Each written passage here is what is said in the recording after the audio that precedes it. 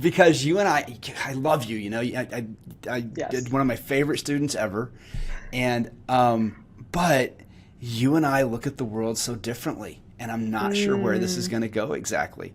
So, okay. my Okay. real solid West Texas 51-year-old roots, kind of where they are, and then you being involved in the how would you characterize the stuff that you're doing now? The civil rights, or how would you characterize it?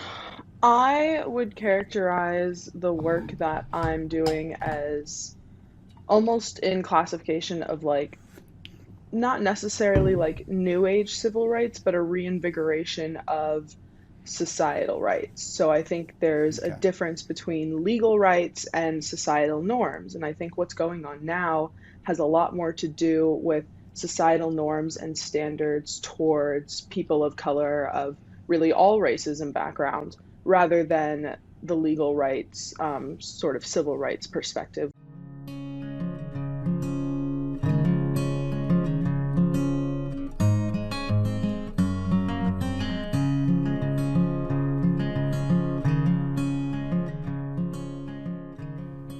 Hello, I'm Shane Bybee, and for 30 years I've been helping students achieve their college dreams. In that time, I've discovered that success looks different for every student. That's what this podcast is about. What do families need to know to be successful in the college admissions process? Today I'm meeting with Maddy Heymann, and Maddy is a former student of mine, as is usually the case. When did you graduate from high school, Maddy? I graduated in the spring of 2017. 2017. And where are you now? I am currently a senior. I will be graduating in May from Northeastern University in Boston. All right. Are you in Boston right now, or are you working online this year? I happen to be home these 2 weeks back in Dallas, Oh, but I am returning back to Boston on Sunday. I've okay. been working from Boston and going to school online there. So you have been going to school online? Yes, yes. All of my Northeastern is using a hybrid program of a mix between in-person classes and online classes. So you can go to school and classes in person, but they limit the amount of students allowed in the classroom. And most professors are teaching online, so all of my professors are online, so I don't go to the classroom. Okay. Okay. And I know that Massachusetts has been a lot stricter in its Yeah, shutdown than Texas has been. yes, So, yes.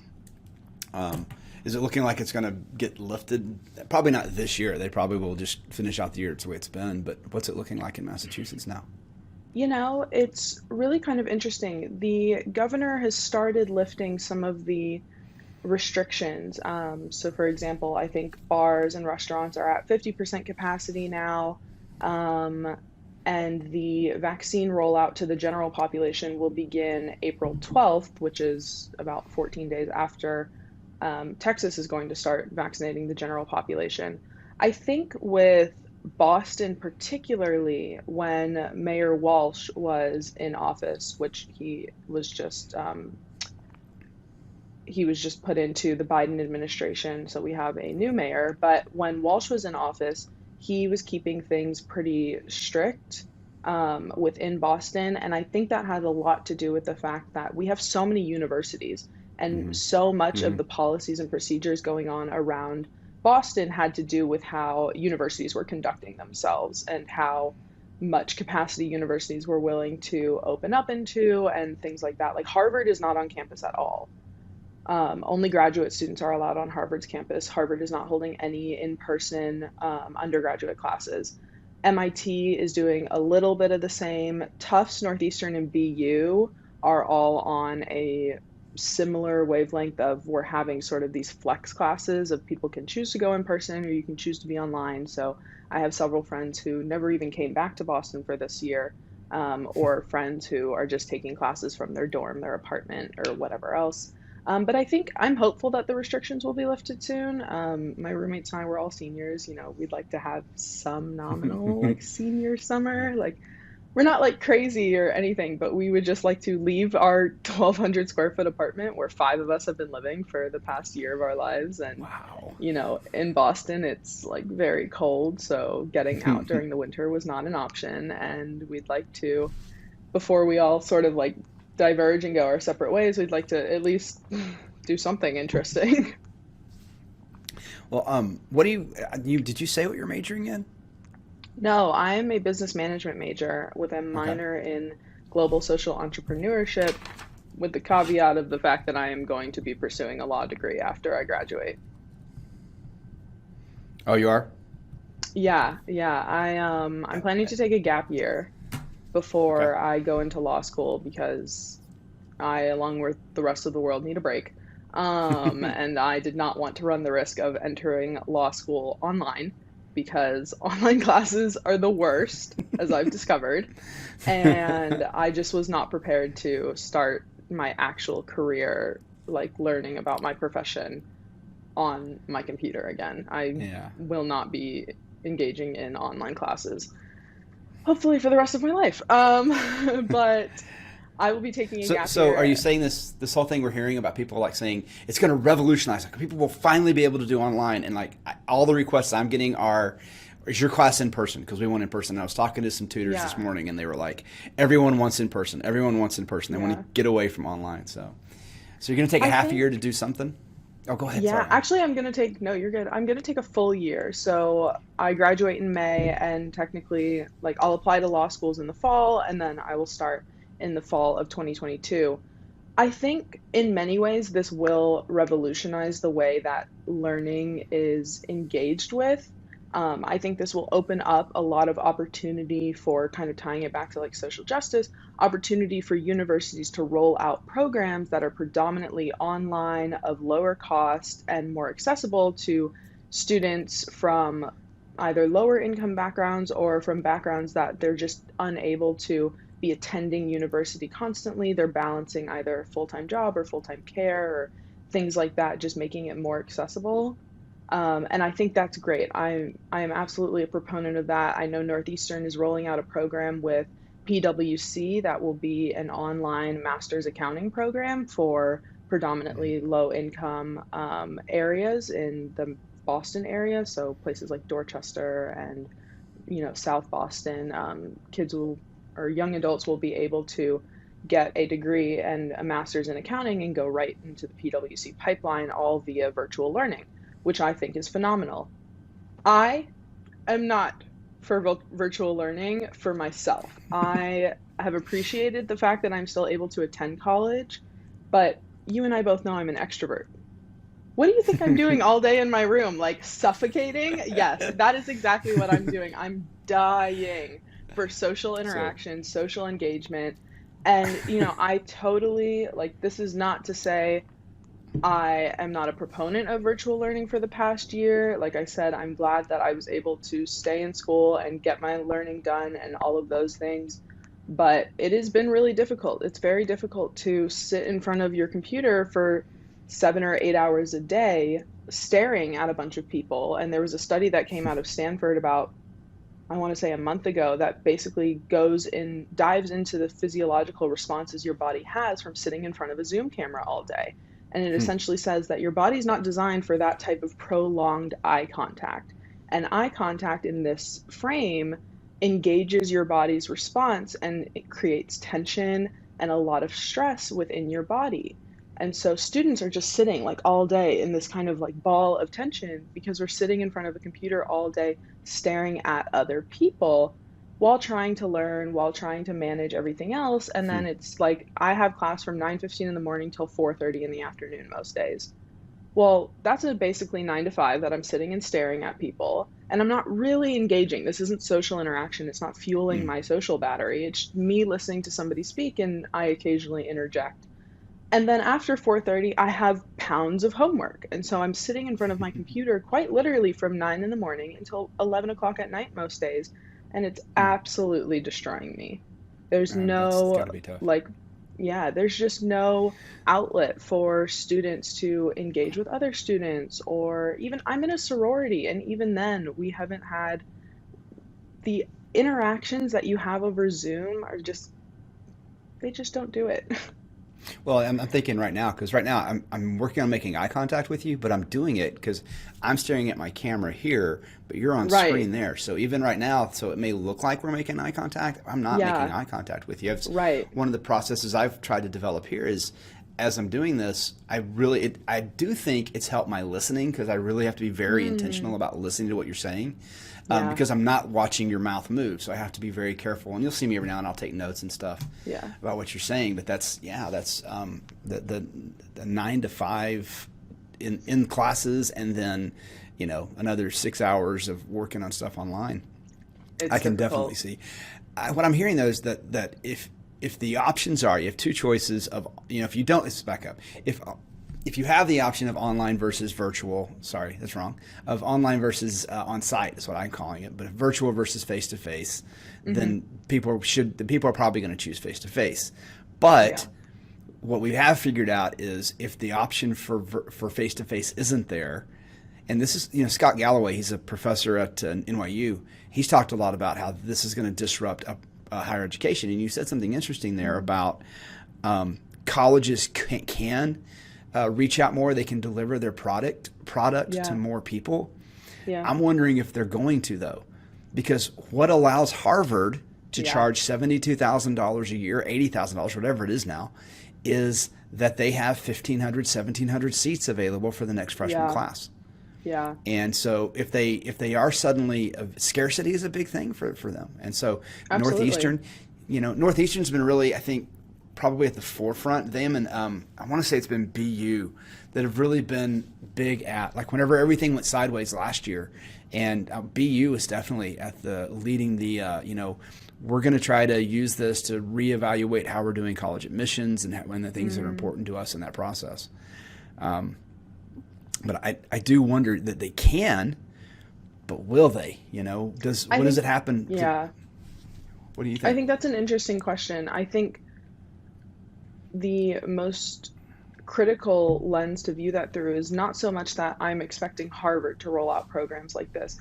I would expect state colleges to roll out programs like this, because when you're talking about accessing the populations that are the most vulnerable, have the lowest income, have the least access to higher education, immigrant populations, any sort of population that we might classify as vulnerable, most of those students, if they're first generation or of the like, they tend to filter into the state college programs or community college programs and kind of work their way up as generations pass or as income gets higher. So I wouldn't expect, obviously, to start at the top where we've got like Harvard and Yale and Stanford, and I don't expect them to be rolling out programs anytime soon that is going to make them more accessible to anybody. That is not what makes them money. That is not what makes them Harvard.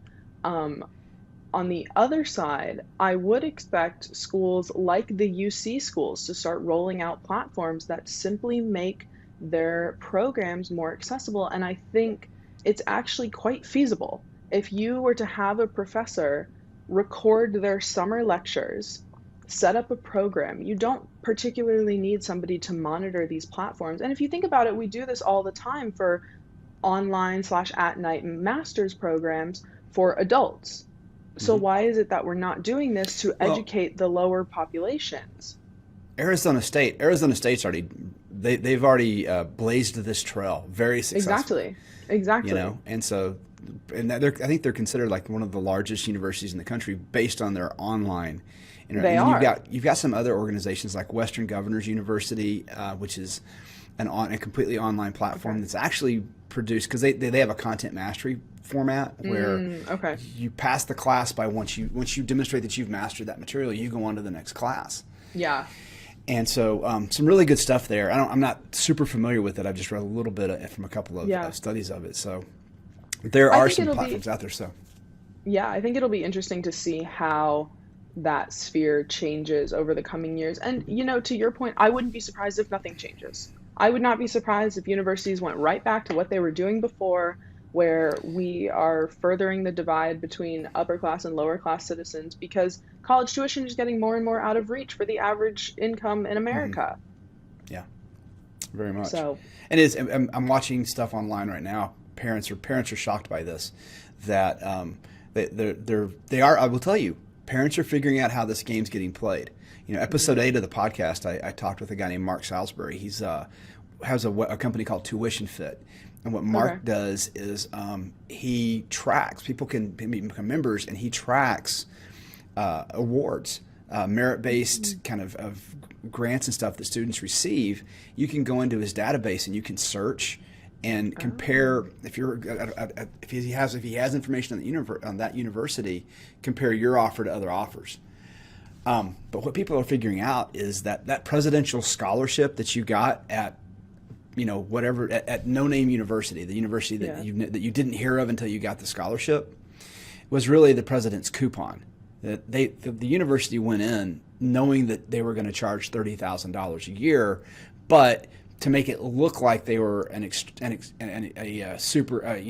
very competitive selective university, they charged $60,000 a year, and then they're just discounting it. Right. The other thing Galloway did, Scott, to cite him twice in one podcast, is he did some good research into about 600 universities, about 500 universities that were likely to perish. Well, were they going to thrive, survive, perish? And he had a fourth category. I forget what it was. Mm-hmm. But and about 80 schools, he said, these are the schools that are very likely to perish.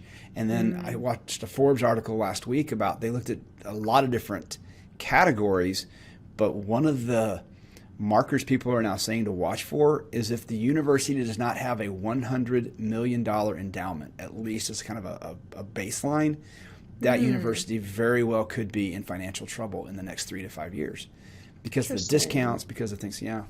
We're seeing some crazy numbers coming out. We're putting together information on some numbers that are coming out right now on test optional and admissions and stuff. None of that surprises me, and I do hope that the university applications and admissions processes change, and I hope that universities get a better grip on their student body and incoming students. I mean, we've seen just astronomically poor demonstrations from universities handling COVID-19 situations and their students. Not necessarily to say that they did a poor job of rolling out the platforms, but they did a poor job of adapting to the students' needs during this pandemic. And universities across the country have been like, oh, we're sorry, here's a care day. You can have Wednesday off. You're welcome. I hope that helps your mental health. And as someone who is very blessed with extremely stable mental health and a strong support system, super good friends in Boston, a wonderful family, it's been so difficult. It is so extremely hard to manage the overwhelming amount of work that we have alongside everything I mentioned earlier, engaging in Zoom platforms and a lack of social interaction. And universities have and are not equipped to deal with it, to manage the mental health crises that are coming out of this pandemic because they have overburdened their students with too much work, because professors have asserted themselves in such a way that they have assumed that, oh, you're at home, so you have more time, so we can do more things. And that is not the way it is, because burnout is real. The burnout a year into this pandemic is a very real and tangible thing that people are experiencing. And we're seeing it with many of the investment banks and lots of VC culture and people complaining about how they feel. But did you hear the latest on that? I read an article on that this morning. So you talked about the Goldman Sachs, the people last week or so. There's an article about last week or so that the first years were saying we're working 120-hour weeks or whatever they're working. Mm-hmm. Well, I read an article this morning that it wasn't Goldman Sachs, but another hedge fund like that had a similar problem and was losing a lot of first, second, and third years. Just came out and said, "Oh, we'll give you a bigger bonus if you stay longer." Yes, I saw something along that yesterday. And they're already making $450,000 a year. These people don't care about the money. They want sleep. That's exactly it. That's a baseline. The baseline is you know. Absolutely. And I get it. Live hard. Live hard and leave a good-looking corpse, I guess. But I don't know. It's live hard, die young, and leave a good-looking corpse. Yeah. I don't get that. I that's not going to be the solution that they're looking for. No. But the people who are making the decisions are like, well, that's how we did it. And I think that's what you're up against in the universities, because that's what they know. And then we default to what we know. Exactly. So you said, I was going to ask you something about, you ended up at Northeastern. We worked on those college applications. Was Northeastern the first school you were looking at? Was it your top choice? Where was it on your list of choices? It's kind of funny. When looking at universities, I wasn't pulled towards a particular university as aggressively as some people in Southlake are. So many people follow their parents' alma maters, or they, go with kind of the influx of students heading to whatever university is popular that year, the UTs, the OSUs, OUs, whatever else it may be. And as you remember, I was only looking in the Northeast. So Mm-hmm. my range of schools was very limited. I specifically wanted to go to school in a city, and I specifically wanted to go to a medium-sized school that I felt had both a community and a campus, but also I was in a city and I was existing and living as a person would just in their daily lives in that city. And when it came down to it, and I was applying to all of these schools, there were the options of like the Columbias and the UPenns and like a Harvard, which are fit that particularly well. Um, but I did not want to go to an Ivy League. I didn't want to spend another 4 years feeling like school was my whole life, feeling like I was just going to be drowning in work, competing against some of the brightest minds in the country.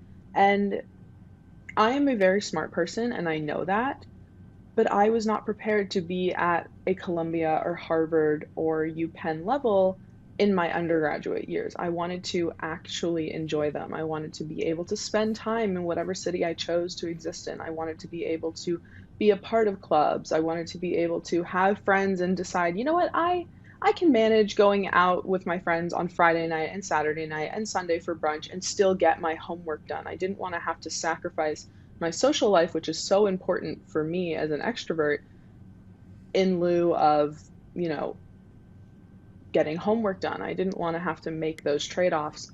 So when I chose sort of my top few colleges, I was left with American University in Washington, D.C., which was actually happens to be my mother's alma mater, um, Northeastern, Bentley, which is a small business school right outside of Northeastern, or right outside of Boston, Villanova, and William and Mary. And really, the only one that fit my criteria was Northeastern. And it ended Okay. up sort of being a process of elimination. Nothing particularly pulled me. I didn't have that, oh my gosh, love at first sight, walking on campus. I fell in love with the school. Um, I didn't really have that for any college. I enjoyed the campuses I walked through. Villanova is about 30 minutes outside of Philadelphia, so that made it a little bit hard. American University, um, at the time, to be frank, I just didn't want to be in DC with the political climate. I didn't want to be in, I didn't think that I mentally was prepared to engage in that so heavily at the time. And I was really right. I took my freshman and sophomore year and focused more on myself and less on my politics. I was not as politically active as I was even really in high school. I was engaged and I was knowledgeable in the realm, but I wasn't actively participating in any sort of political movements on campus. I attended the Women's March. I attended the March for Our Lives. I think both of those, well, the Women's March occurs every year. The March for Our Lives occurred my sophomore year. But it wasn't really until my junior going into senior year that I wanted to really delve into the political side of my life, particularly because I knew if I went to school in DC also, everyone who has spent my entire life telling me that I should be a politician was just going to further that narrative, and I have never wanted to be a politician. I have no patience for the field. I don't think I could do it. I don't think I Mm. could deal with being bought by other people. So my response to that has always been, well, politics are controlled by money, so I'm going to go make the money. I will control the politics, and I will not be the one being controlled because I don't think I could Yeah. stand that. Um, what was the process for figuring? You talked about doing college tours and Yeah. doing that. What was the process for that? Then what did you, when you went and did college tours, what were the things you looked for, or did you consciously look for things? I looked for a few things. There were very nominal things that I would kind of pick out of each college tour. I think my cousin who lives in New Jersey, he and I did college tours together, and my mother, his mother, and the two of us spent a month and a half touring the Northeast. Colleges of all sizes, shapes, forms, everything from Oh my goodness, like Sarah Lawrence up to like UMass Amherst, like just the smallest to the largest. And I knew that I wanted to go to a medium-sized college, but my cousin Matthew was still kind of trying to figure out where he wanted to be. He ended up at Carnegie Mellon. Um, but we would tour campuses and I would just try and envision myself there. I would try and picture myself sitting on a bench over, to my Okay. right and reading a book in the afternoon on a nice spring day, or, like waddling my way through like the campus when it's really cold out, or just trying to see if I would fit, watching the people walking by, seeing if I saw anybody who looked like me, I felt like acted like me, um, because I don't think I have such a unique personality that it's like very rare to find. I find lots of people who kind of look and act like me on the outside. So I found it very easy to dissect when a college was right for me and when a college wasn't right for me, because I could see myself in many of the students. So for example, when I went to go visit UMass, I saw nobody that I also would look for, like if I would want to be friends with people, or if I would want to be friends with like the tour leaders or the people that we engaged with on the campus. And there were many instances where I was standing there and we actually walked off of the BU tour because I was so dissuaded, because I was so uninterested in all of the people who I was engaging with on that tour. I was like, I can't picture myself here at all because I can't imagine myself being friends with any one of these people. And I know that that is a very narrow sample of the school population, but the fact that I was able to envision myself on a campus like Northeastern or on Villanova's campus or on American's campus meant that it at least allowed me to kind of silo myself in a specific direction, because obviously you never know if you made the right choice or the best choice, or, Mhm. you can what if yourself to death, but you have to make a choice that at the time feels right for you. And I think the best advice that I ever got was my dad reminded me over and over, so what? You don't like it after 1 year, you transfer. That is always an option. Mhm. You are not Well, married that's to whatever university you first choose. This is not do or die. You can always go somewhere else. this time of year. A lot of people are getting those offers because I talk with students who, when we start working together in, I don't know, we'll start working on college applications like in July, right? And I'm like, you're gonna go to college. It's gonna be fine. But at that point, you're like, I'm never going to college. None of these schools are ever gonna want me. Yeah, And you feel then hopeless. this time of year, you've got like 5 offers, and you're looking Yeah, at like, oh wow, how do I even choose? And right. it's not a right choice or a wrong choice. It's just a choice. It's not Exactly. binary. It's just the choice you're Exactly. making. And Right. so, and then if it doesn't work out, you figure out something else to do. People overlook. I Precisely. mean, it's an expensive decision to change, but Absolutely. it definitely. I mean, we've talked with a couple of students. Chelsea McCall, in one of the earlier episodes, she went off to UNLV thinking that was going to be the place, and then got there and was like, "Oh, this isn't what I thought," Not the and place. ended up back Yeah. here. And so it's tough. And the things you think are important. I talked with somebody this morning who, they're when you're 17 and a junior in high school, of the well-branded colleges.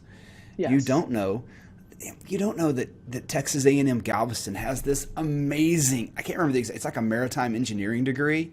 It's an amazing Yeah. program. Like when you finish that program, you end up with a license, a ship's captain's license, like the ability to go pilot a ship, step into a six-figure job right There you there. go. And one of their classes, you sell out of Galveston, you go through the Panama Canal, out around the Hawaiian Islands, and then back through the Panama Canal. That's what you do. Spend your summer doing, and you're sailing Wow. the ship. It's not like you're on. I mean, you're doing the work. It's a really Yeah. cool idea, Yeah. and they don't realize that. And Texas A&M Galveston, like if you want to be an Aggie, it's part of College Station. It's not a separate university necessarily. Right. Like the way they Right. worked that, it's actually so it's a cool program. People Yeah. don't realize there's so many programs that are out there.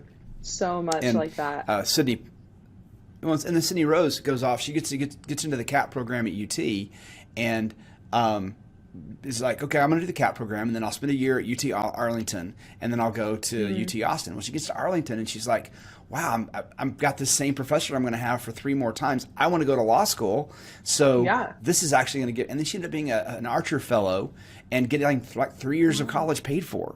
because of Wow. that. And there's just so Yeah. many opportunities that when you are looking at all this and you get caught up, sometimes they get caught up in that. And I was talking with a parent this morning who they're looking at brand name colleges. And I'm like, that's cool, but this school over here is probably a better fit for your kid. Absolutely. And because it's not a brand name college, they were somewhat dismissive about it. And I was like, man, I really wish you'd Yeah. think about that's kind of where I think your kid's going to end up. And Yeah. they also get into that whole thing. No one wants to talk about how, it's not impressive to say I'm going to St. Edward's because not everybody's heard of St. Edward's. That's not a knock on Exactly. St. Edward's has some great programs down in, Austin. But, that's not going to be the one that everyone's like, oh, that's where I want to go. Oh, you're going to go play soccer there. Yeah. You're going to go do that there. So, Yeah. I find it very difficult well, and kind of so interesting. can we talk? Sorry. Well, was the major that you started with the major you ended up with?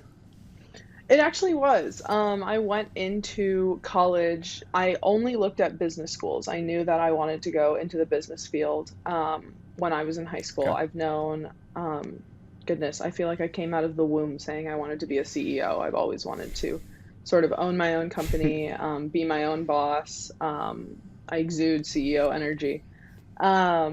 So I went into college knowing that I wanted to go to a business school and I wanted to learn the basics of business. And I ended up selecting to take on a management concentration because no university offers a concentration in being CEO. And I figured managing people was the next best thing. So I'll do that. About halfway through my college experience, I was it was I want to say winter of my sophomore year. So a little under halfway through my sophomore experience, I had just finished a class the title of the class was Social Responsibility of Business in the Age of Inequality. And it was taught by a professor named Dennis Shaughnessy. And that class completely altered my perspective on business and business schools and how organizations should be operating in the realm of today's society.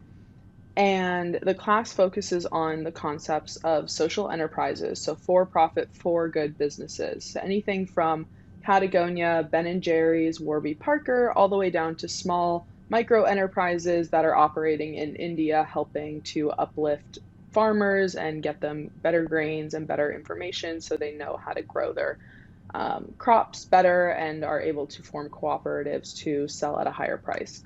So throughout the class, we focused on several different facets of the way that the current markets are operating and inherently sort of oppressing lower class citizens. As we know, the ratio of CEO pay to average worker pay in America today is over 300. So CEOs make 300 times what the average worker at their company makes, and that has only gotten bigger over the past 4 decades.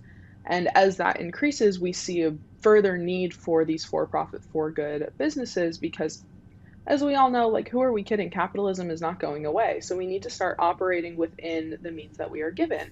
And for-profit, for-good enterprises try and balance that a little bit more. So they try and take the ills of society and incorporate them into their business models in order to better the work environment, in order to better wages, in order to better the environment, society, whatever it is for whatever company is operating. So Patagonia is very focused on the environment. Ben and Jerry's is very focused on workers and activism. Warby Parker is very focused on inspiring and creating businesses. For Warby Parker does the buy one, give one program. So you buy a pair of glasses, they give a pair of glasses, but they actually teach and train women in sub-Saharan Africa to then sell those eyeglasses. So it's a sort of entrepreneurial program that uplifts and empowers women in impoverished areas of Africa.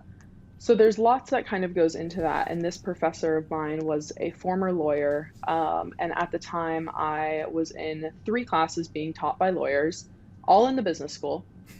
And I was speaking with my father's he was the chief sales officer at my dad's company at the time. And I was speaking to him and he said, "Have you ever considered becoming a lawyer?" And I said, "No." People tell me that all the time, but I don't want to be a lawyer. I want to own my own company. And he looks me dead in the eyes and goes, well, why can't you do both? And when I tell you that like a light bulb over my head flies on, and I was like, he's so right. I've always been interested and passionate about law. I am I tend to be a pretty like black and white person. So like the legal path makes a lot of sense for me. I engage very well with things like the law where there's so much structure, but there's also so much fluidity in your interpretation of it. And from that point on, I kind of switched my gears and I started taking classes that were geared towards business law and the laws behind, corporate social responsibility and things of that sort, and have really switched paths and am going to pursue a career in law. Don't know what type of law yet. There is a chance I go into corporate law. I know that that's the path that makes the most sense, but it's also sort of the grimiest path, not really the one that I want to take. So we'll have to see. But I did enter and I will finish as a business student. But in that midst, I don't think business sets you up poorly. You can go anywhere with a business degree because everything in the world is a business. With that said, if I were to go back, I might consider switching my major, but I'm not quite sure I would have switched to be like poli-sci or something like that. I think I might have just shifted to take. It's hard because I don't really know what else I would have done. Well, and you are so extroverted and you like to engage with people. Management makes a ton of sense for you. Exactly. Because learning how to work with people is going to be big. And that's, one of the things when I was setting up the podcast, and you and I there's been two people in particular. An episode last week with Chelsea McCall was one of the students. She really gave me the idea for it because she had a story that more students needed to hear. But then I was also excited. I wanted to get you on here because, and I talked to you early on about that. I said, look, I need to get you on. I mean, you and I, talked at the beginning. I've been like, I'm kind of Popeye at this point, right? I'm 51 years old. I am what I am. And I have a different way of looking at things. And when there's some stuff going on in Southlake, right? And I have really tried to stay, because I have a business and I don't live in Southlake. Yeah. I work with a lot of kids in Southlake, but so I know what's going on out there. And this podcast gets listened to by a lot of people that aren't in Southlake specifically. So this part of it might be a little bit, but I think what's happening in Southlake, a very affluent suburb in north of Dallas, kind of between Fort Worth and Dallas, is going to be happening in a lot of places. And there's the idea of the CCAP, which guys talk a little bit about the history. In 2018, a video came out where some students in Carroll used the N-word in the video, and then that sparked kind of a reflective period for the district. And I actually ended up making a good friend out of that. There were actually 2 videos that came out that year. Yeah. The big one was the one where the girls were singing, I think. Yes, that was the big one. Lyrics, but there's a couple of them. They were chanting, and that was the one that really sparked a lot of reflective. Yeah, and there was a good. I watched the school board meeting that happened not long after that, and there were some people that made some super impassioned. I listened to the speeches and I was like, wow. So there's CCAP, which is a program that, based on that, a group of parents and district officials have come together and saying, this is the program we propose to try to prevent that from happening in the future. Is that a fair assessment of what CCAP is trying to do? And then the argument is, does it do that, or does it do that? Is it needed? That kind of thing. Yes. And then there's an organization you were involved with, the Southlake Anti-Racism Coalition. Anti-Racism Coalition. Okay, and this is where I think you and I are if one thing about it, I'm not going to convince you, and you're not going to convince me, but I so want to hear the different ideas, because I want to hear the idea of anti-racism. The Abraham Kendi X thing of you're either racist or you're anti-racist. Am I capturing what he says correctly? Yes. Yeah. And I don't agree with that. I think there is a Okay. third path where you're just not racist. You're just, Okay. I refer to it as don't be an asshole. That's kind of Right. my approach to it. And that's But there's a lot of help me out with, go ahead. no, I was going to say there's a lot of people who feel the way you do. And to be fair, a year ago, and you know my father, you know that my father has very quote unquote liberal politics. He is, but he is also a white male he's about to turn 67, 68. I know my father's age. Sorry, Dad. Sorry, Dad. Yeah, he's lucky I remember his birthday, honestly, because 2 years ago I definitely forgot it. But he felt the same way, and it is very difficult. But over the past year, I would say that both of us have really changed our perspectives on this, because I felt the way you did a year ago. I was like, I am not a racist. What else do you want from me? What else could I possibly be doing? And I've learned over the past year that growing up in the society in which we have been raised in, where there is pervasive biases everywhere, you cannot escape them. We are all a little bit sexist, a little bit racist, a little bit of sort of everything, because we have grown up in a society that is controlled and dominated by the white male perspective. And I think that most people would agree that our history textbooks the narrative is controlled by sort of the white story. Most of our history textbooks discuss and focus very heavily on Eurocentric ideas, and then coming forth sort of the American ideology, which we all recognize was founded on the principles of these white men. And whether or not we want to argue like whether that was wrong or right, that is just the way it is. All of the founding fathers were white men. So coming sort of down the line, what we have a little bit come to realize is that part of engaging in daily society means that you are engaging with inherently racist institutions that are influenced by racial biases, institutions that are influenced by sexist biases. Just there is an inherent installation of misogyny and racism and homophobia across most of society, and that is just the way it is, and that is okay. And part of what I have had to grapple with over the past year is learning that I do harbor racist insensitivities. I do harbor sort of internalized misogyny, sort of internalized homophobia, things that I a year ago would have never admitted, but I have come to reckon with, because it is not my fault. It is just the way that we are raised. Now, the other side of that is, so there are racists who actively engage in their racist ideologies, who participate 100%. in things like the KKK, who would look at a black man, the Ahmaud Arbery shooting, you could argue, was largely engaged in how screwed up is it? I had to go through a catalog in my head, and this is bad. I mean, this is because there are situations that have happened, right, where an individual was definitely breaking the law, and then things went. I mean, to George Floyd, right? He broke the law, and that trial's going on right now, and we can talk about that. But then you have an Ahmaud Arbery, and I had to, in my head, he used a counterfeit $20 bill, but it was not counterfeit, right? The initial. It wasn't. The police were called because the counter, the clerk at the store believed that the $20 bill was counterfeit.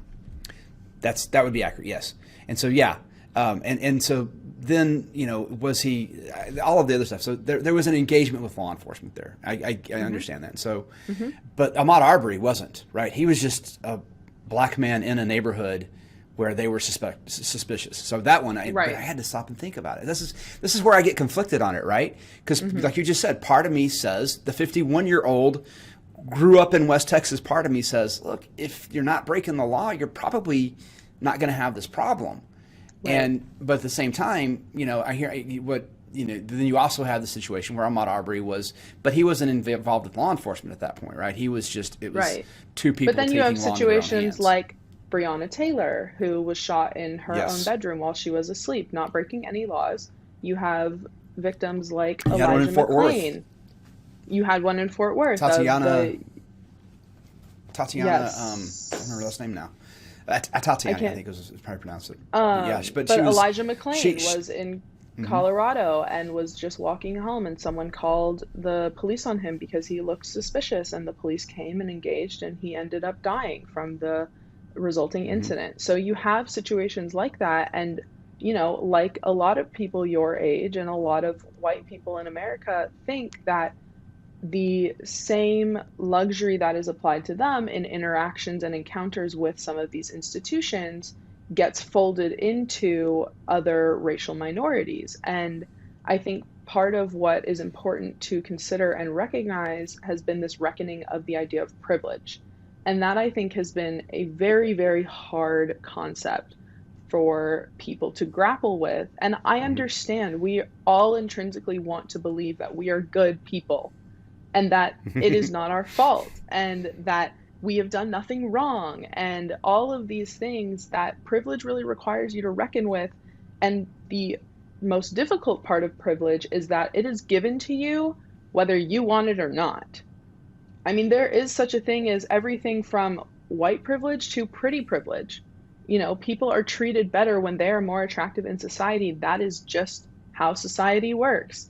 And whether you want it or not, whether you want it to work that way or not, that is the society that we live in. And so much of the reckoning that has been done is grappling with the fact that when I interact with a police officer, I can cry my way out of a ticket. I could have weed in my car. I could whatever else. And I am very likely to get out of that incident, not only having escaped without any incident, but I may even get out of whatever ticket that I was potentially being pulled over for because I have pretty privilege and I'm a woman in that situation. And all of those things that sort of fold into that, and part of the reckoning that has been done is recognizing that when Black people interact with these institutions, it's a very different experience. And that doesn't mean that it is like your fault specifically, it's the institution's fault. And I think that's like where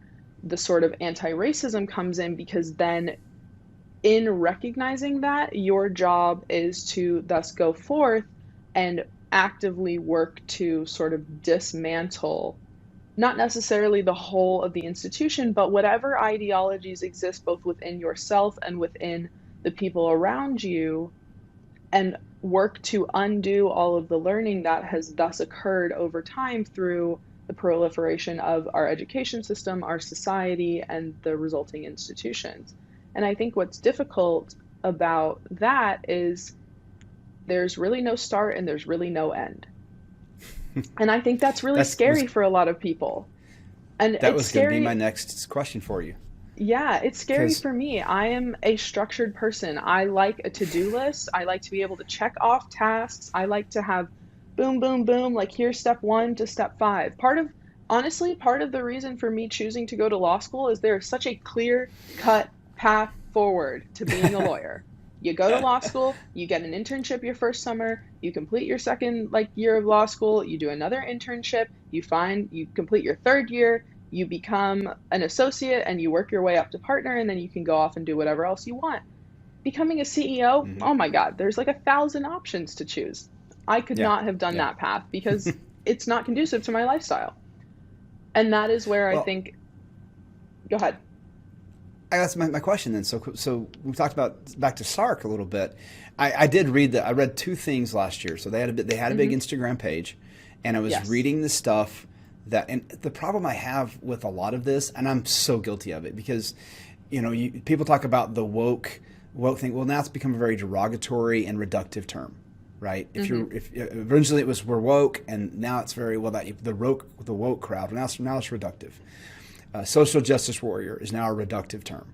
Yeah. Um, White privilege, honestly, that so many it's become somewhat reductive because it just everything's getting labeled into white privilege.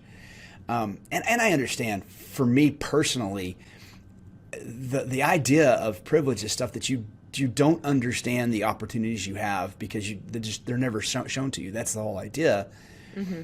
I mean, it's a lot of it. I mean, and for the difficulty for me is recognizing my background and where I came from, and that I paid for college by providing 8 years of my life to the Army. I made those sacrifices, and those are sacrifices. So there's a couple of terms to get into. I'm getting away from my first question though, which was, okay, so two things, when I read the things that were being posted on the Instagram account that Sark had, when Sark asked for people to give examples of times they felt, I don't know, I want to say microaggressions, but that's another term that gets a little reductive, I think. And I would read things that were legitimate, like a history teacher who had talked about slavery and had people go through kind of mock, not a slave auction, that never happened, but stuff of that nature, like the slavery idea. Yes. Dealing with slavery and history. Totally, I think if the teacher had a chance to look back at that, and dude, 100%. I kept reading through those, waiting for when is the one about Bybie's class going to show up? By the time that Bybie did this, and because I did stupid shit. I got a couple of see me notes from PJ every year, right? Yeah. So I'm like, when's someone going to do that and put me? But I don't know that they ever came up. But then there were things like one I remember vividly was someone said that she went on a middle school campus to pick up her younger sibling, and some boy who was standing in line started using a mock Indian accent where the W's were V's and the voice was and mocking her a little bit. Mm-hmm. And she was like, and she claimed that was racism. And to me, I'm like, okay, that's a seventh grader being a dumbass seventh grader. Right. Yes. And it needs to be called out. And that's where I get into CCAP a little bit. Everything that CCAP wants done as far as the student conduct aspect of it is provided for in the student code of conduct. There's other things about like classes and diversity and that kind of thing. But as far as the student, which is kind of the central place that people have been the most upset was the punishments for students. But that's all already provided for in the student code of conduct. It's not unlike hate crime legislation. Like murder is already illegal. Making a hate crime enhancement on the murder makes us feel good as a society and makes us feel like, look, we're calling that a hate crime. It's even worse. But the person, if they were convicted, was already going away for 30 years or life. So adding another 30 years to it, does that make it again, it makes us feel like we're doing something, but is it actually doing something? And well, then that's I think where you the get into difference there is hate crime is a federal violation as distinct from potentially state level murder, or because hate crimes can be applied to anything from assault to murder. So the application of a federal violation of said hate crime could be applicable to somebody who assaulted someone on, look at the man who stabbed the two young women in San Francisco a few years ago. He got charged with not only assault and murder, but one of the women survived. So he got charged with a federal hate crime and a state level assault because it didn't happen, over like multiple state borders. So they can't be charged with federal manslaughter or anything of that sort. But the hate crime application makes it a higher charge. And I think the importance of that ties back to the importance of having the CCAP as compared to just the student code of conduct, because the problem is yes, we have the student code of conduct, and yes, everybody's argument is that, well, if we were to just enforce that, the problem is we're not. The problem is that the institution itself is not enforcing the student code of conduct. And I'm sure you would be unsurprised to know that when I was a senior in high school, I was bringing things up to the administration all the time, and they were basically telling me to sit down and go back to class.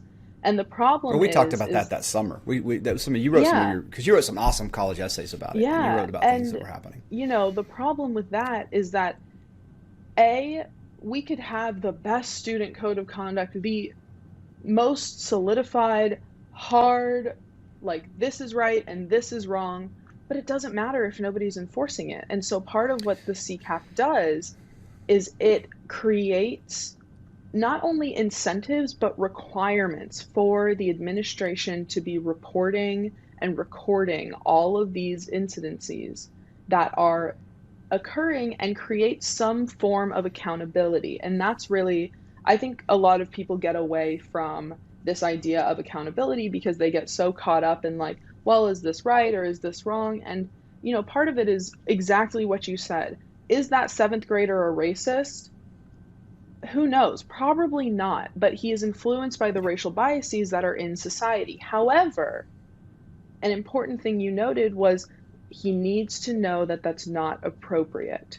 And that's Yes. where accountability comes in. And that is really what I think is getting lost in a lot of this narrative, because we get so caught up in like, well, everything's a microaggression. And it's like, okay, well, a lot of things are. That doesn't mean you're a racist. And I know that we all want to get caught up in like the fact that there are 3 people on the internet who are labeling everybody as a racist, but that's, I think that's also not very productive, because not everybody or everything that is done is not everybody is a racist. There is a spectrum of racists, which are like the KKK, to people who have prejudice. And that is just part of living and existing in a white male dominated society. We all have prejudices. There are some really great tests that you can take online, and I've actually been taking them for some of my classes, that sort of showcase your preferentials for white versus black people, straight versus gay people, your associations with female as like familial and male as like corporate. And in taking all of these tests, I come out every single time and they clearly show my biases that I have been raised with. And I think part of getting away from this idea that there are racists and there are non-racists is that we need to accept the fact that everybody has these prejudices. It's just a matter of how you're acting on them. And I think the narrative of saying everybody who has these biases is racist is in a sense true, but it's not as serious as, being a part of the KKK. And in moving away from that, part of the problem that's occurring in Southlake is we're getting so caught up in the idea of labeling everybody and labeling all these things that we're losing sight of the fact that this is about accountability. This is about sending people into the world that understand and recognize these behaviors, these actions, these words are not acceptable in the general society. You cannot walk into a Fortune 500 company saying the N-word. You will get fired. Yeah. Mm-hmm. And I think that's definitely, that one's definitely clear, right? But it is, no, you're right. It's that in a lot of ways about that. What I'm wondering about though is if the student code of conduct's not getting enforced and the administration is supposed to enforce the student code of conduct, it goes back to what's going to make CCAP get enforced. And I know you say there's accountability measures, there's reporting measures, there's community measures.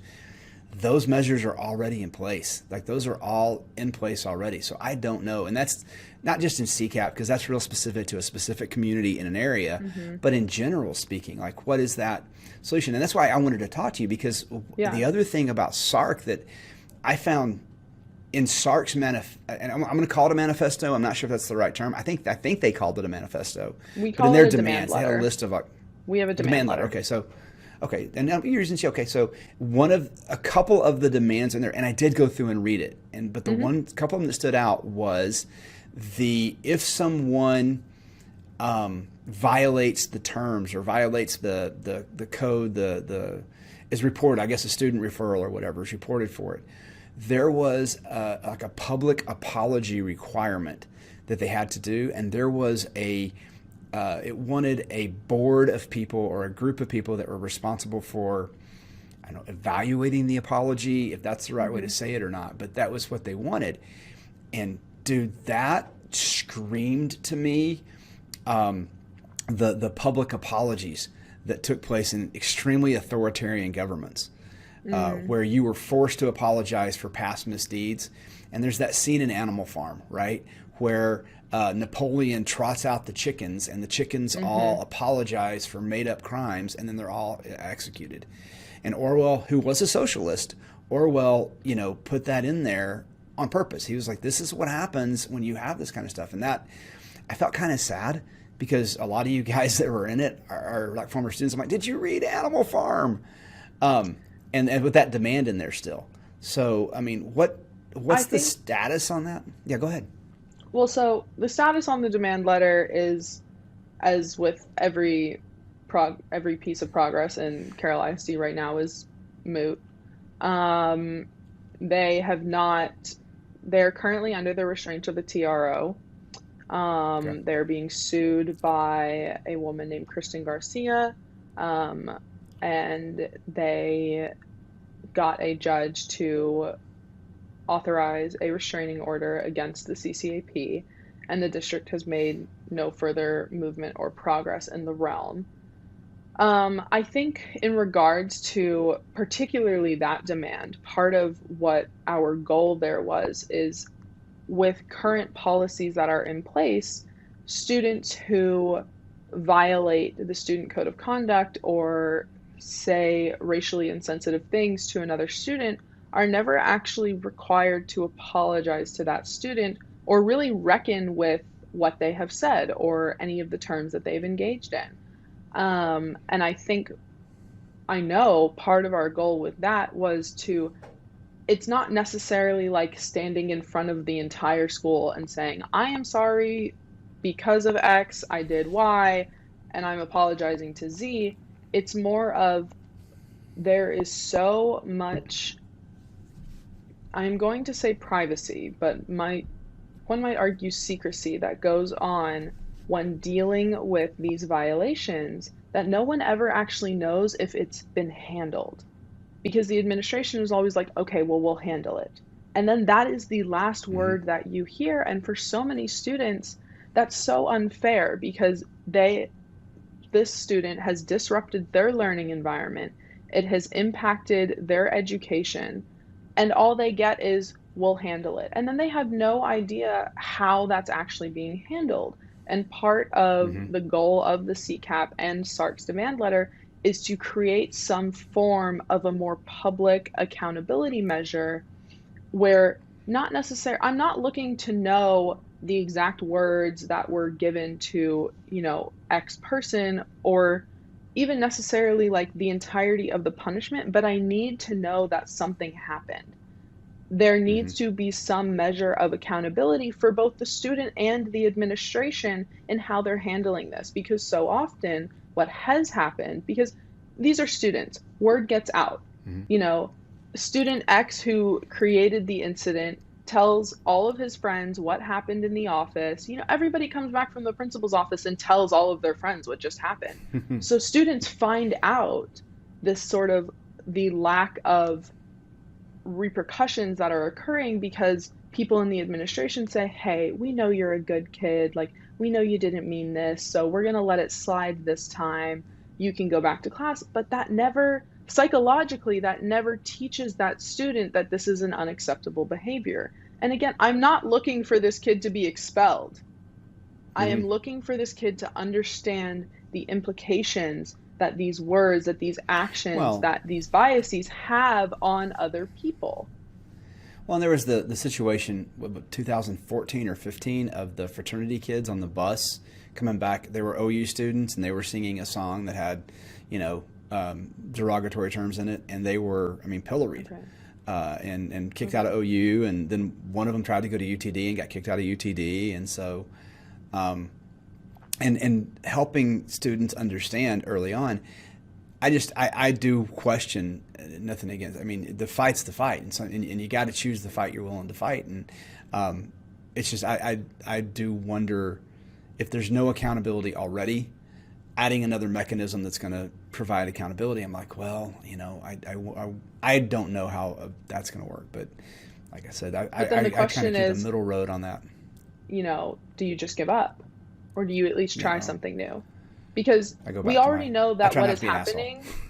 We already know that what is happening is the current systems and policies in place are not working. So the idea of like, well, I don't know if because what's not working now, like what we might implement, well, that might not work either. Well, if you're an owner of a business and your business is sinking, do you take the risk or do you just watch it sink? Okay, but are they mostly working? You see what I'm saying? No, Like, you don't think they are? I would argue they're not. I mean, so a perfect example is CISD themselves ran a survey asking students about the culture of the CISD school district. And these students, I think 7th through 12th grade was allowed to answer. Um, and if you look at the breakdown, this is on, you can find this on CISD's main website. If you go to board and underneath the school board, there's the DDC, the District Diversity Council section. The District Okay. Diversity Council um, they themselves did not run this survey. They authorized a company to run this survey. And the survey results ask about culture. So, for example, I feel well represented in my classes, or that I see myself in the history we're studying. I feel comfortable in the school district. I feel that my culture is celebrated and recognized. And if you look at the breakdown of the survey results, almost every single answer correlates exactly to the demographic breakdowns of our district. So in almost every Wow. Okay. category, 2 to 4% say never. 4% of our school district is Black. Roughly 10% say, I think 7% say sometimes or rarely. And there's like a 7%, the demographic breakdowns are also on CISD's website. 7% of our population is 2 or more ethnicities. 10% say sometimes, and there's, I think, 12% Hispanic population in CISD. And then there's like a remainder, like they color coded of like dark green, light green, Yeah. yellow, like orange, red. And if you just look at the colors, you can see the demographic breakdowns in them.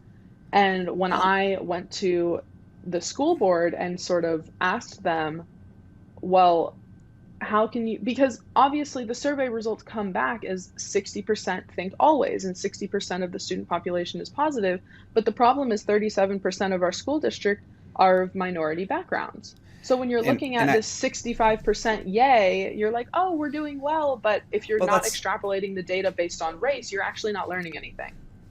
So that's not the measurement that I was talking about working. Yes, you want to be inclusive. I would say that my classes that I taught, because I was teaching a GT population, were probably overrepresented from some of the minority communities, especially our Southwest Asian communities. Probably more represented in those groups. Yeah. I wasn't talking about necessarily that part of it working. Yes, we should be working to make sure everyone feels included. There's surveys. The survey also asks about how they feel administration handles incidences. Mm-hmm. And that is also correlated to like whether or not the administration takes incidences of racism seriously, or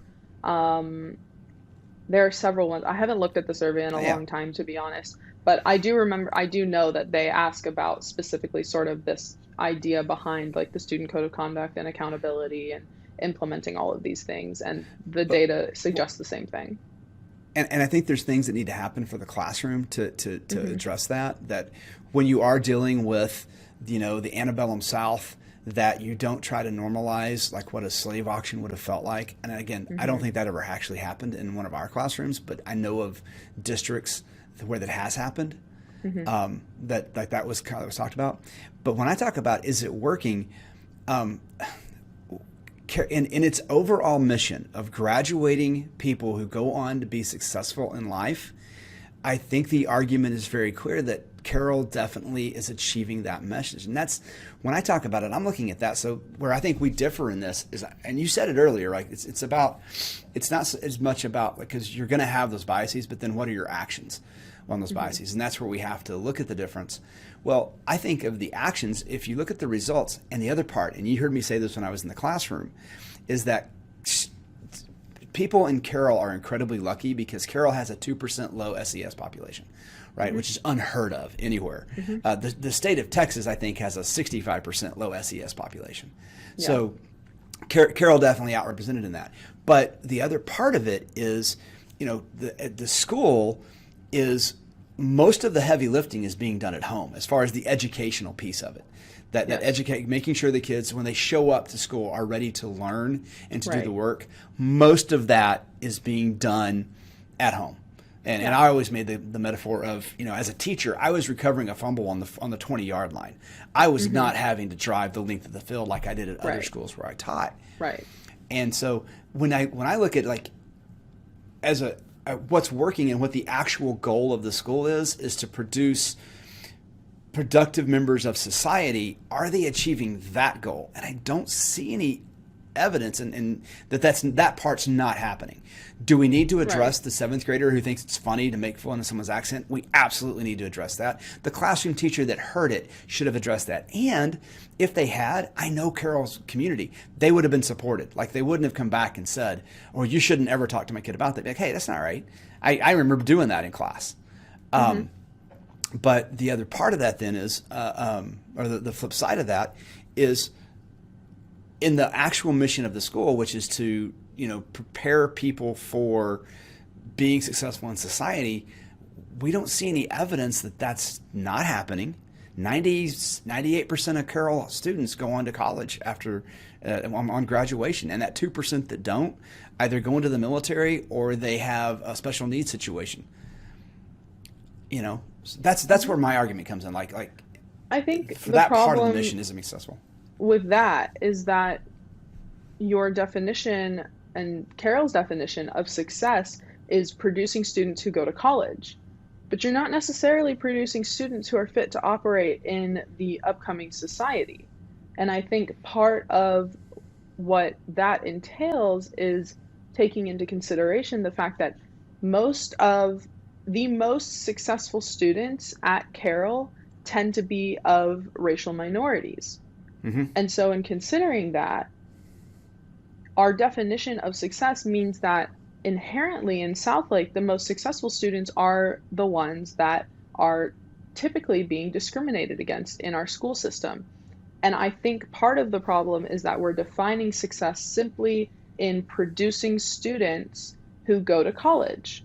But that is no longer necessarily the definition of success, because you can be successful and be racist, be misogynist, be homophobic.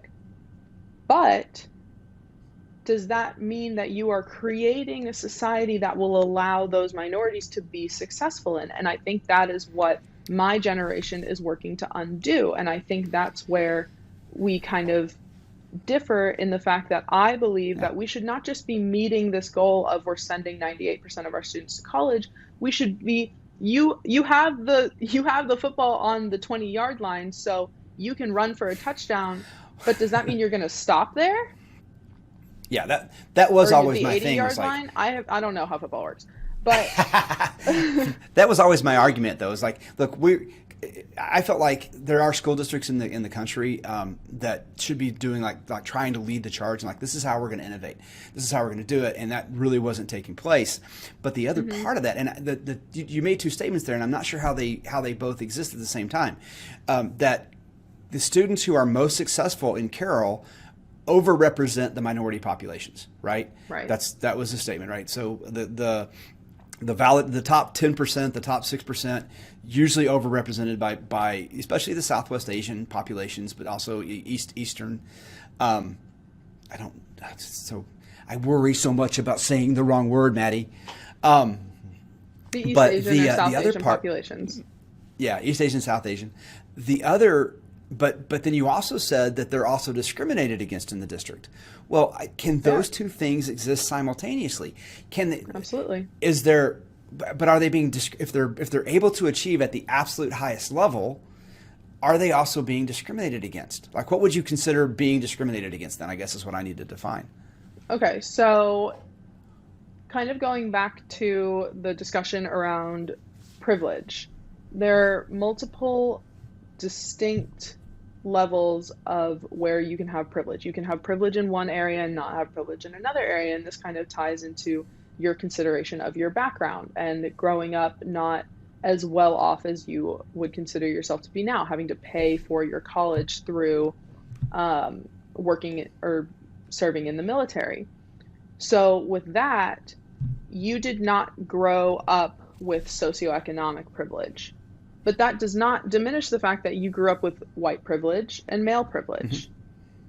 So, and the problem is there's a really phenomenal TED Talk on this that discusses the integration of applied mathematics and how society views privilege. And part of the problem is that many people view privilege as like a catch-all. It's like, here is the totality of your privilege, and thus like all white men exist here.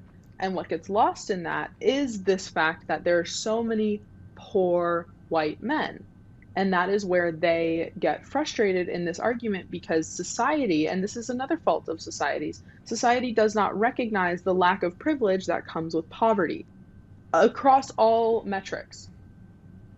But a poor white man is still statistically better off than a poor black man, and particularly a poor black woman. And so the problem is you can succeed and still have been discriminated against. Discrimination does not mean that they are held down so aggressively that they have no opportunity to achieve anything. Discrimination is the fact that there are hurdles that these students and these people will have to overcome that are never in the way of a white person, or in this instance, or in another instance, there are hurdles that women have to overcome. Women succeed all the time, but you would never assert that they are not discriminated against in the workplace, in society. It is not the fact that we succeed, it is the fact that we overcome all of these things, and in spite of all of those barriers, we succeed. And the goal there is to then break down all of the hurdles, move them all out of the way, so that there is no longer, I'm having to jump through hoops and dive underneath bars and go, swim across lakes, when most well-off, if I was raised in my position as a white, straight male, there would not be as many hurdles. And that is just the way that society is built. So these students experience... Go ahead. What's a practical hurdle? Like what's an actual hurdle that you see the students having to overcome? So I would say that a practical hurdle for many students in our district specifically is the societal impact of like racism in classrooms, and the sort of, it is less of the physical hurdles of, for example, like with women, like the pay gap, or with black men, like the societal misconception that they are all dangerous or aggressive. For these students, a lot of it is mental. And I think part of what CISD is failing to recognize is, in a school district that is as privileged as ours, where we have so little physical altercations, so few physical issues, the game is all about their mental states. And CISD across the board does not take mental health seriously enough. I think much of society doesn't, but particularly within our school district, and a lot of the parents in our school district fail to recognize the pervasive mental health issues that are existing. And with that, compounding with the sort of experience and the plight of being a person of color in our district, comes that mental aspect of having to overcome this like beratement of different, it's a whole slew of different things, because it's everything from microaggressions to the sort of stress and fear of what people are going to think, or what. There's that. And I'm not saying it's the issue that, of perception, right? Yeah, and I'm not saying that every student who goes through Southlake experiences this, because there are black people everywhere who will tell you that they have never experienced racism. We have one that sits on our city council in Southlake. But that does not, and we cannot let that diminish the very real racism or the very real issues that other people in the district have faced. And I think particularly in this debate, we've gotten so caught up with, well, there are a few who haven't. And so we stop looking at the many who have. And you've seen Sark's testimonies. There are so many that it's clearly an issue. Well, and I think those can be addressed. I think you can talk about, um, including literature. Bring in some Paul Laurence Dunbar and some brilliant literature. There was an SAT. A couple of about maybe it was the December SAT or something that had a Paul Laurence Dunbar an excerpt from a Paul Laurence Dunbar short story in it, and dude, that gives my affluent white students that I work with so much trouble because it's so culturally different to them. But and so bring that in so there's some exposure to it. 100% need to do that. But when we start talking about, so I think about some things that I know that happened. Like we did that thing a couple of times. I'm not sure if it was your group or not, where we brought everybody together in the sophomore class and we did this like round robin kind of station work to get ready for the STAR test. Just like a couple of days, everybody get together. Here's how we're going to write short answer responses. We're going to do that. And I heard back from my students that what consistently happened was because we made heterogeneous groups, right? We took students who were we made sure at every station there were students from the GT classes, from the pre-AP classes, and from the on-level classes. Well, what consistently happened every time they sat down from the GT students was everybody slid the paper over to the pre-AP and the GT students and said, "You're smart, you do this."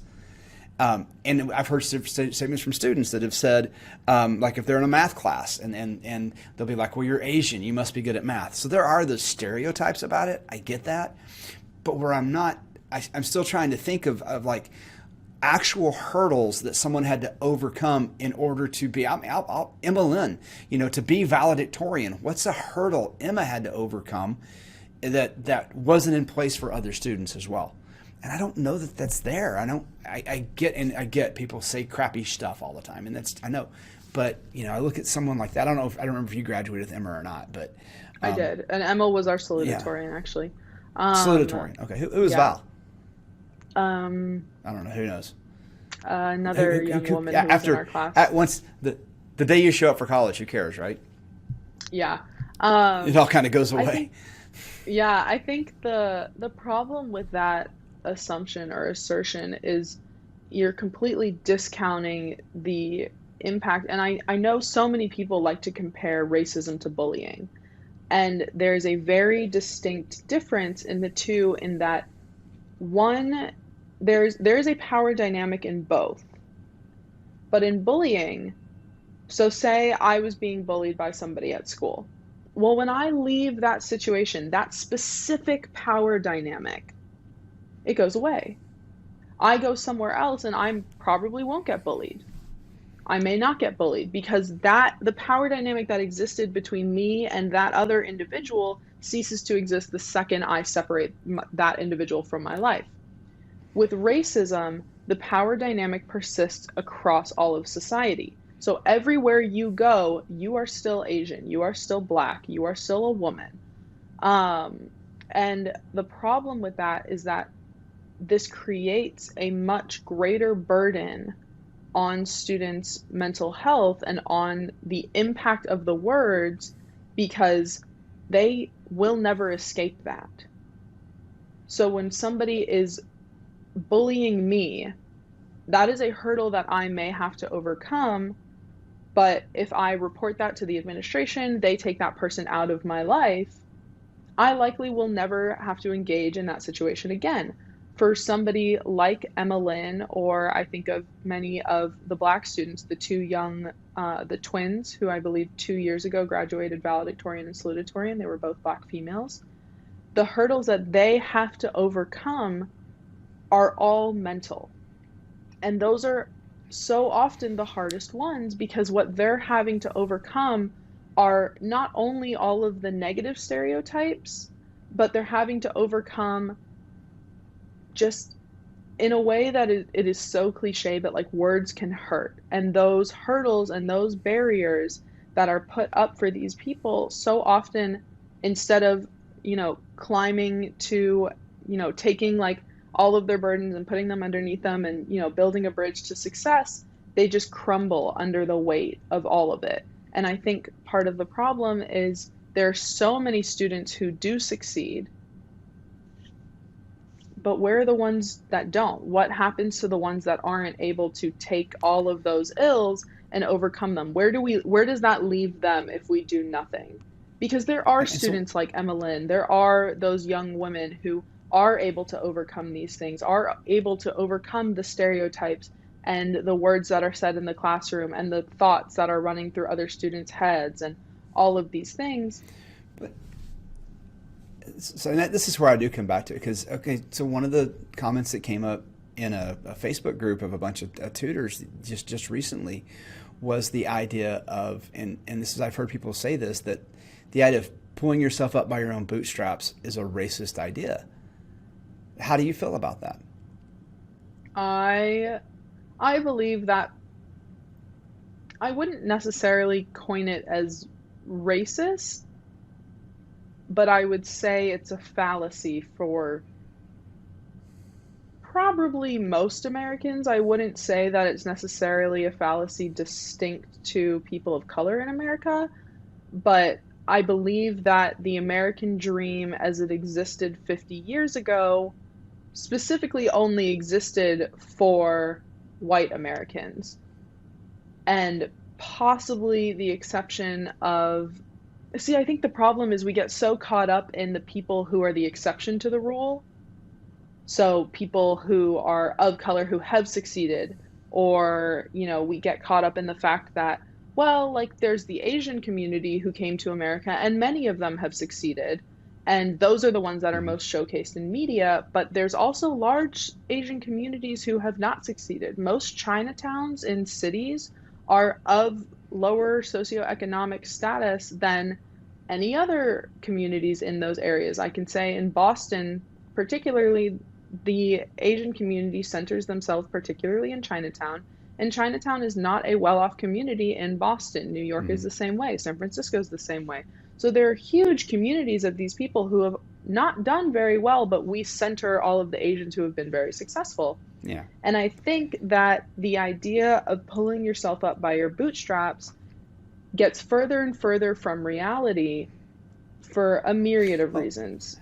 And one, I think there's things in my life that happened that I have no idea they happened, right? And that is the part of it. And they happen beyond my, I mean, the fact that, I remember a professor told me in college, because we were talking about how, about the cost of education and stuff like that. And, in 1990, when I was at Texas Tech, college was a lot less expensive than it is today. But Yes. even then, how like for a public university, something like 75% of the cost of going to that university is publicly subsidized, or at least it was in the 90s. I'm not sure how much that's changed. I know the funding's gone down quite a bit, but Yes. There's a lot of the public university funding. If you go to a public university, then you don't understand some of the funding that goes into place that you're able to take advantage of and do so. And there's stuff like that in my life. There's stuff that I know has gone on that I had no clue. I look back and I'm like, wow, I got that Army ROTC scholarship, and I wasn't the best soldier out of that group. I wasn't the physical specimen, but then I got it based on some test scores and some other stuff. So that's what I'm hearing. A lot of what you're saying is what organizations like SARC and like CCAP, or the CCAP proposal we're trying to do, is help people see, and that's my advocacy, is help people see that we have to change the perceptions, because that person who's worried about the perceptions of others, I talked with a former student a couple of weeks ago about this, and I said earlier, right, I'm always trying to measure my word, because I know that if I have one that can be dismissed so easily, and I don't want that to happen. But the perception, helping people understand two things. One, you don't control other people's perceptions of you. So all you can do is be the best that you can be and try to rock that out. But then the backside of that is we have to recognize when our perceptions are affecting our filter, right? I mean, when our filters are affecting our perception, I guess is the right way to say that, how we're filtering things through, and the biases we have that are affecting that. And that's something you've said consistently through this. So I appreciate that. Very different talk for Let's Talk College, by the way. Not a lot of focus on college necessarily. All right.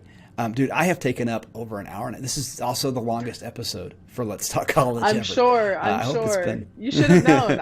You knew Um, I was going to come on and Oh talk your no, ear I off. love it, and like I said, I was like, I don't want to, I recognize that we're not going to change each other's perspective, but I want to Yeah. understand better what that perspective is and what the goal is, because I was expecting it to be like, Bybee, you white bastard, you're the cause for all of the ills in society. No, I'm pretty sure I'm I not. could say that if I you'd might, like me to. I might be need, like, a responsible good for clip? 3 or 4, but so. But yeah, all right. Well, dude, I've taken up. You've been so gracious for an hour and a half of your Yeah, time. of course. Is there anything out there in the world that like for you personally, like, I mean, you're getting ready to go to law school in a couple of years, so you're not worried about social media influencer, I guess, as much as some of the people I've had on. Yeah. Anything you want to showcase or talk about that we haven't touched on? I don't really think so. I think pertaining to, college and that experience, I know that one of the questions you sent me beforehand was like, what do you wish you had known and what do you wish you Hmm. would have paid less attention to? And I think when it all comes down to it, like coming from Southlake and having, in most instances, the privilege of choice, do what you want to do. Do what feels best for you. I think in so many instances, kids get caught up in the expectations of Southlake. I think it's a really burdensome place to be. Tying back to people want name recognition, brand recognition of their college. When I say I go to Northeastern, they're like, oh, the one in Chicago? I'm like, no, no, the one in Boston. People in the South don't know Northeastern, and that's something that I've had to deal with as a person who prioritizes my reputation and how people perceive me. That is a very important facet, but I also know that if I had gone to the school with the most brand recognition, I would not be as happy as I am. And I know that there are so many things in high school that it's just not that serious, and I know so many people say that, but wow, I wish like there are so many instances where the 2 points that you're going to gain from staying up until 5 in the morning studying for that test, they're not worth it. They're just not. Those few hours that you sacrifice, like hanging out with your friends to make memories that you will take into college, take those options, like take that chance, do that thing. Um, I'm not going to sit here and preach about clubs. I didn't join any clubs in high school. I haven't really joined any clubs in college. I know everyone's like extracurricular, wow, wow, wow. But, like the other side of that is do what fuels you. Do things that Yeah. you are empowered by. Do things you're passionate about. I am engaged in 2 extracurricular activities, and takes up 95% of my time. But it's something I'm passionate about. It's something I care Mhm. about. The other 5% is my sorority, and that is my socialization, and that is where, like, I let off steam, but I'm not in 1,000 clubs because that's not me. And I think Mhm. so often kids get bogged down by all of this advice and all of these things, and people are like, join clubs, get straight A's. Like honestly, screw that. Be yourself. Do what makes you happy. Someone will like it. You will get accepted into a college, even if it is not the college you think you wanted to get accepted into.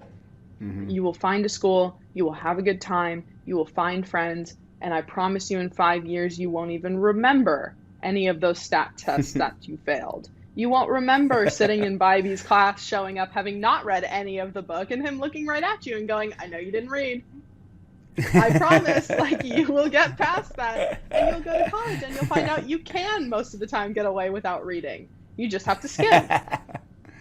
Yeah. So I think, like when it all comes down to it, just being open, being yourself, like finding things that you care about, not things that you think society wants you to care about.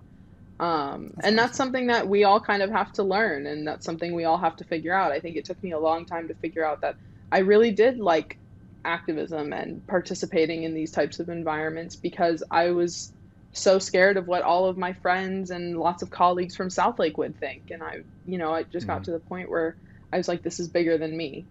This is not something I can sit around caring too much about. Like, I have to partake in. It is something that I am passionate about. And at the same time, that's not for everybody. I understand that everybody cannot be an activist. Everybody cannot put themselves out there and put their energy and pour their energy into that.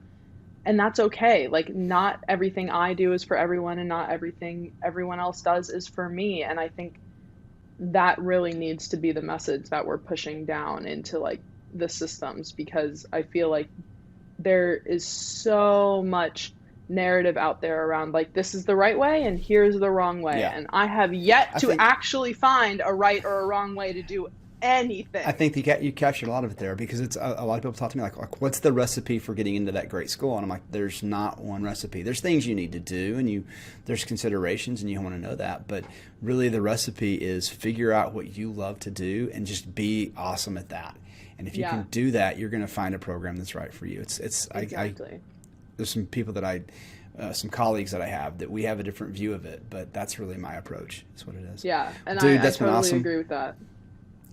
So we're gonna stop and hang out for a second or two. I'm gonna stop the recording, and then we'll talk for a couple of seconds afterward, and I'll explain why we're stopping the recording in just a minute, because of the platform we're on. But Maddy, thank you so much for spending. Dude, it's been an hour and a half. That's awesome. All right, thank you, man. So glad to be here. Thanks for listening to today's episode. If you enjoyed the podcast, it would help us reach more people if you could rate and review the show wherever you listen, and share it on social media. If you have ideas for future episodes, please email me at shane@bibcollegeprep.com. Thanks for listening.